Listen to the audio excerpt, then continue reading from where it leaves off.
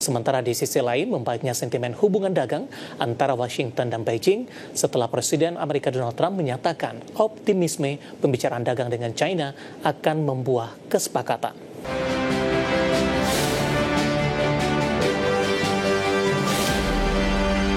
Beralih ke informasi indikator perdagangan lainnya, pemirsa, di mana nilai tukar rupiah cenderung menguat tipis di awal pekan di tengah penguatan terbatas indeks dolar Amerika Serikat.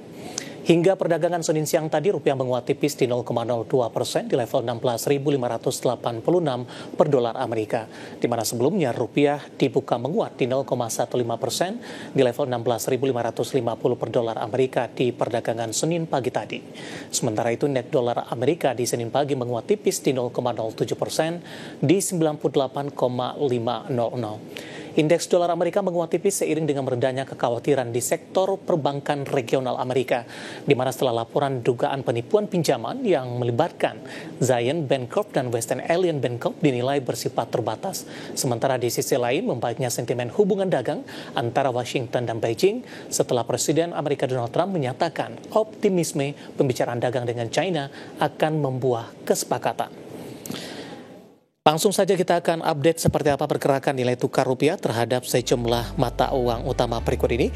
Dapat Anda saksikan grafis di layar televisi Anda, pemirsa. Pergerakan nilai tukar rupiah terhadap dolar Amerika Serikat di 16.574, penutupan menguat tipis di 0,04% di 16.570. Kemudian terhadap euro di 19.430 rupiah, pound sterling di 22.243 rupiah, kemudian terhadap yen Jepang di 110,9 Rupiah.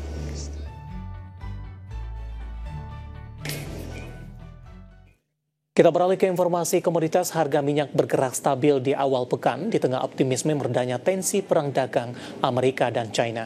Harga batubara jatuh di perdagangan sepanjang pekan lalu dan mengalami koreksi secara mingguan di 1,1%. Sementara harga emas menguat tipis usai koreksi dalam terdampak profit taking di perdagangan akhir pekan lalu.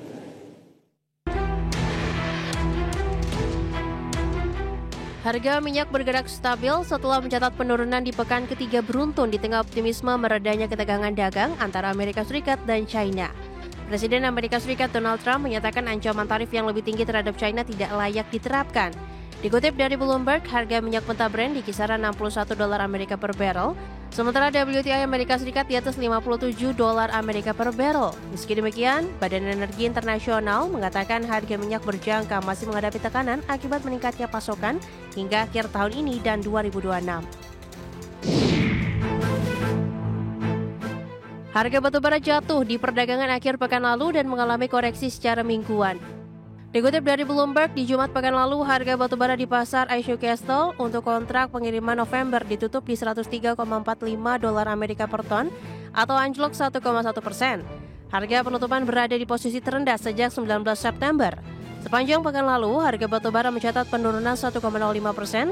Selain pasokan yang berlebih, kesadaran akan kelestarian lingkungan juga menjadi penekan harga batubara karena tergantikan energi baru terbarukan yang lebih ramah lingkungan. Harga emas dunia menguat tipis di awal pekan setelah sempat anjlok tajam 1,8% di Jumat. Penurunan harian terbesar sejak pertengahan Mei dari rekor tertinggi. Pelemahan terjadi akibat meredahnya ketegangan dagang antara Amerika Serikat dan China mendorong investor kembali ke aset beresiko. Di Senin pagi, harga emas spot naik 0,4% ke level $4.263,59 Amerika per troy ounce. Meski sempat terkoreksi tajam, emas masih mencatat kinerja mingguan terbaik sejak April setelah sebelumnya menembus rekor di $4.378,69 Amerika per troy ounce. Berbagi sumber, IDX Channel. Dan seperti apa update terkini pergerakan dari harga sejumlah komoditas yang berhasil dihimpun oleh tim redaksi kami sampai dengan sore hari ini waktu Indonesia Barat. Dapat Anda saksikan grafis di layar televisi Anda, pemirsa, di mana minyak WTI melemah di 0,72% di level $56,74 Amerika per barrel. Nikel menguat tipis di 0,08% di level $15.122 Amerika per metrik ton.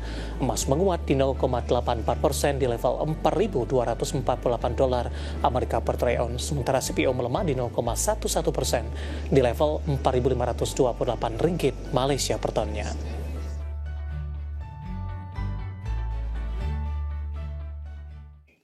Topik pilihan dan juga informasi emiten pilihan akan kami hadirkan sesaat lagi. Kami akan segera kembali.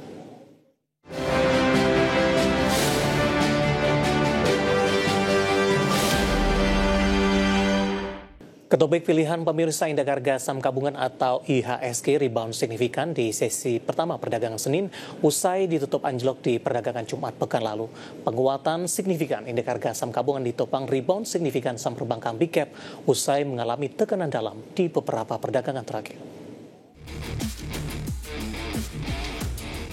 Indeks harga saham gabungan ditutup menguat 1,97% di level 8.071,291. Di penutupan perdagangan sesi pertama Senin awal pekan. Pembalikan arah terjadi setelah indeks harga saham gabungan atau IHSG ditutup anjlok 2,57% di level 7.915,65 Jumat pekan lalu. Catatan ini membuat IHSG melemah 4,1% dalam sepekan terakhir. Penguatan IHSG ini disokong mayoritas indeks sektoral. Sektor dengan penguatan terbesar dicetak IDX sektor keuangan melesat 3,66%.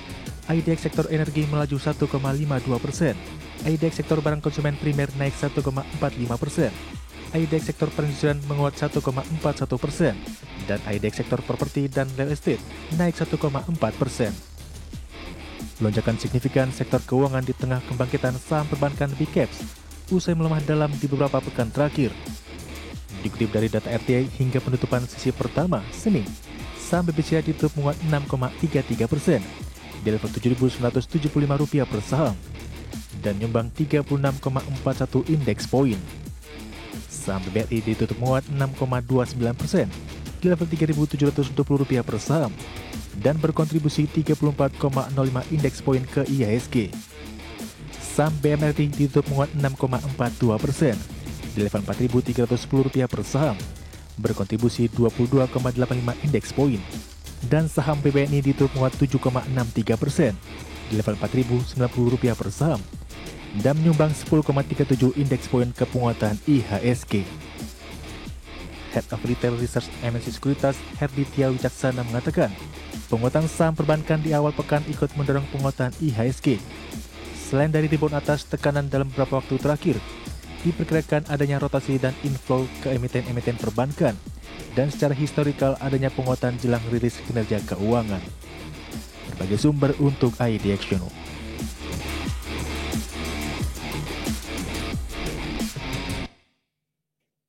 Keinformasi emiten pemirsa, PT Lipo Karawaci Tbk atau LPKR melalui dua anak usaha mengakuisisi aset Imperial Arya Duta Hotel dan Country Club milik entitas asal Singapura First Real Estate Investment Trust, di mana manajemen menegaskan rencana transaksi tidak mengakibatkan dampak negatif material terhadap kegiatan operasional, hukum, keuangan, atau kelangsungan usaha. Dikutip dari Keterbukaan Informasi Bursa Efek Indonesia, PT Lipo Karawaci Tbk atau LPKR melalui dua anak usaha mengakuisisi aset Imperial Arya Duta Hotel dan Country Club milik entitas asal Singapura, First Real Estate Investment Trust. Transaksi tersebut dilakukan di 17 Oktober 2025 antara PT Abadi Jaya Sakti atau AJS dan PT Tiga Mitra Eka Mulya atau TME sebagai pihak pembeli serta Lovage International Pty Ltd bersama Yasi sebagai pihak penjual. AJS dan TME merupakan anak perusahaan Lipo Karawaci yang seluruh sahamnya dimiliki secara tidak langsung oleh perseroan. Sementara itu, Lovage International Pty Ltd dan IAC merupakan entitas milik First Rate yang memegang seluruh saham PT Karya Sentra Sejahtera atau KSS. Berdasarkan perjanjian, Lovage dan IAC akan menjual seluruh saham di KSS kepada AJS dan TME. Masing-masing kepemilikan ini mewakili 99,99% dan 0,01% dari seluruh saham yang ditempatkan dan disetor di KSS. Nilai transaksi tersebut mencapai Rp332,2 miliar sebelum penyesuaian, termasuk di dalamnya komponen kewajiban dan komitmen belanja modal yang masih berjalan. Corporate Secretary PT Lipo Karawaci Tbk atau LPKR, Rati Safitri menegaskan, rencana transaksi tidak mengakibatkan dampak negatif material terhadap kegiatan operasional, hukum, keuangan, atau kelangsungan usaha. KSS dikenal sebagai pemilik Imperial Arya Duta Hotel dan Country Club, properti yang selama ini menjadi bagian dari portofolio First Rate melalui anak usahanya di Indonesia. First Rate yang terdaftar di Bursa Singapura merupakan healthcare REIT yang dikelola First Rate Management Limited. Sementara itu, dalam keterbukaan informasi di Bursa Singapura, Direktur Eksekutif dan CEO First Rate Management Limited, Victor Tan, menjelaskan, divestasi ini mencerminkan premi 22,2% dibandingkan dengan biaya investasi awal. Berbagai sumber, IDEX Channel. Secara teknikal di sepanjang perdagangan hari ini saham LPKR lebih cenderung mengalami penguatan karena didukung oleh penguatan dari sisi sektoral termasuk juga dari sektor properti di sepanjang perdagangan hari ini. Langsung saja kita ke grafis yang pertama, pergerakan saham LPKR mulai dari pembukaan hingga posisi pembukaan di sesi kedua, dan saya akan update beberapa menit jelang penutupan perdagangan di sesi kedua hari ini. Ditutup di perdagangan akhir pekan lalu di level 88, pada pukul 9 menguat ke 89, 9.15 penguatan terbatas ke 88. Namun di 11.40 menguat ke level 94. Pembukaan sesi kedua penguatan terbatas ke 92, sementara di pembukaan sesi kedua menguat ke 93. Saat ini di posisi 92 menguat di 4,55%, intraday tertinggi hari ini di 94 dan dibuka flat pada terendahnya ada di 88 maksud kami. Kita beralih ke grafis selanjutnya, pergerakan saham LPKR dalam beberapa bulan terakhir. Di 25 Maret masih diperdagangkan di 74, Juni 85, Juli di 82, 25 Agustus ke 133, September dan Oktober lebih cenderung mengalami pelemahan. Dari sisi valuasi dengan beberapa indikator yang ada pemirsa, kita akan coba lihat dari posisi price to earning ratio-nya ada di kisaran di 23.65 kali, PSR-nya di 0.79 kali, PBV-nya masih di bawah 1 kali di 0.21 kali, dan PCFR minus di 3.65 kali. Ya, kombinasi secara fundamental, teknikal, dan juga dari sisi valuasi, dan semoga bisa menjadi salah satu referensi untuk Anda.